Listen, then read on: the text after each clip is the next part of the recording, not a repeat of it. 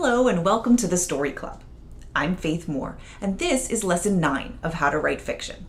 In this lesson, I'm going to teach you how to show, not tell.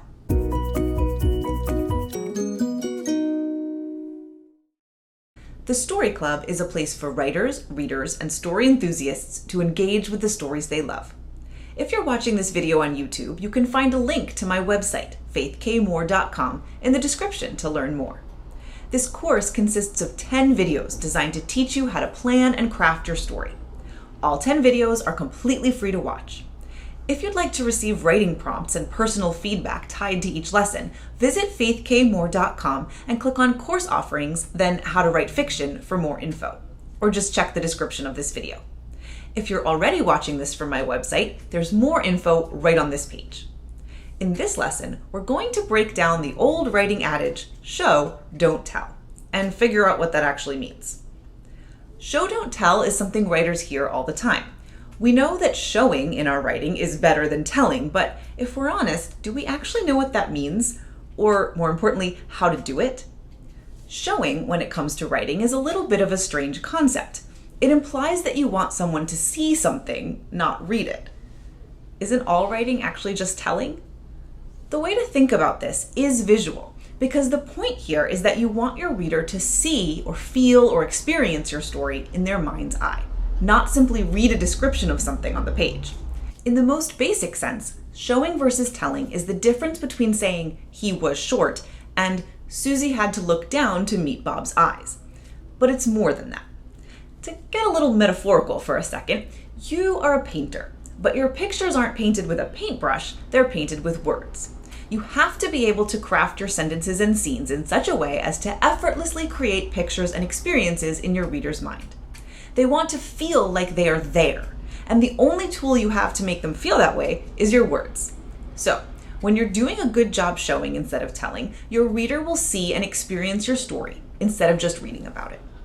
So, how do you do this? We've already covered ways to show, not tell when it comes to descriptions. The tips and tricks I taught you in lessons 7 and 8 are good examples of showing, and the don'ts we covered there were good examples of telling. But showing is something you need to do throughout your whole story. In particular, you want to show us your character's emotions, and you want to show us the action of the narrative. What's happening and how people are feeling. That's pretty much what you want to know when you're reading a story. Let me just pause briefly to say thank you so much for being here. If you're enjoying this course, I hope you'll consider becoming a Story Club VIP. Becoming a Story Club VIP gives you access to a community of writers and readers, as well as exclusive content from me. Plus, it helps me to keep creating content like this. Please visit my website, faithkmoore.com, and click on Community for more info. I hope you'll join us. Okay, back to the lesson. A lot of times, action and emotion go hand in hand. The way to show your reader action instead of just telling them about it is to tie it to the emotional experience of your characters.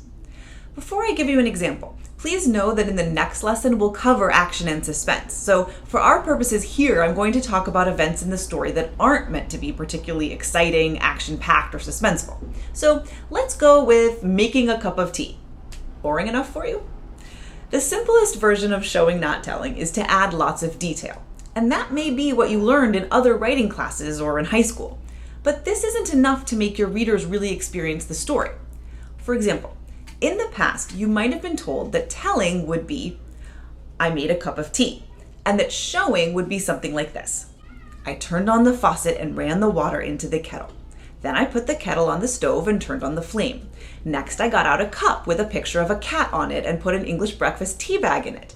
I took the sugar out of the cabinet and the milk out of the fridge and waited for the kettle to boil. I mean, that would let them picture it in their mind, so it's technically showing, but it'll also bore them to death and make them wonder whether they're reading a story or a cookbook. You might think that describing the scene with lots of flowery language and similes and things like that would solve this problem, but we're still bored and now you sound sort of pompous. To show us someone making tea while still keeping us engaged and interested, you need to first make sure there's a reason to include the scene in the story at all. If the tea making isn't really that important, but you want your character to have a cup of tea for some reason, just say, I made a cup of tea and move on.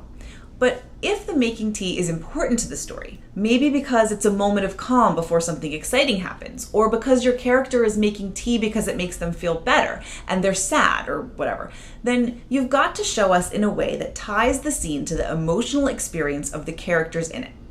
Put us there. Something like, who boils water in a microwave? I didn't even know that was a thing until James did it. I slammed the front door and went straight to the kitchen. I'd show him. Okay, yeah, he wasn't here, but whatever. I put the kettle on, and got down my favorite mug, the one with the cat on it. The sound of the steam building in the kettle brought me back to the present. I wrote that in a specific voice. Your story will probably be in a different one, but the point is that you want to tie your scenes to the emotions of your characters and describe the sequence of events with that in mind. In addition to all this, go back and rewatch the lessons on character and setting descriptions, as well as the one on dialogue. All that is showing too, and including dialogue and description in your scenes will go a long way toward making sure you're not just telling. Lastly, remember that sometimes telling is okay. If you just want to say, I made a cup of tea, and move on to the next thing, go for it. You don't have to show everything, just the things that matter. To get into this further, join me in Lesson 10, Action and Suspense. Thanks for watching How to Write Fiction. To practice showing, not telling, visit my website, faithkmoore.com, and order the writing prompt for Lesson 9. Once you've filled it out, I'll read it over and give you constructive feedback on how to improve. Visit faithkmoore.com and click on Course Offerings, then How to Write Fiction to get started. Also on my website, you can click on Editing Services to learn how to hire me to edit your work, or you can click on Community to find me on Locals. Happy writing!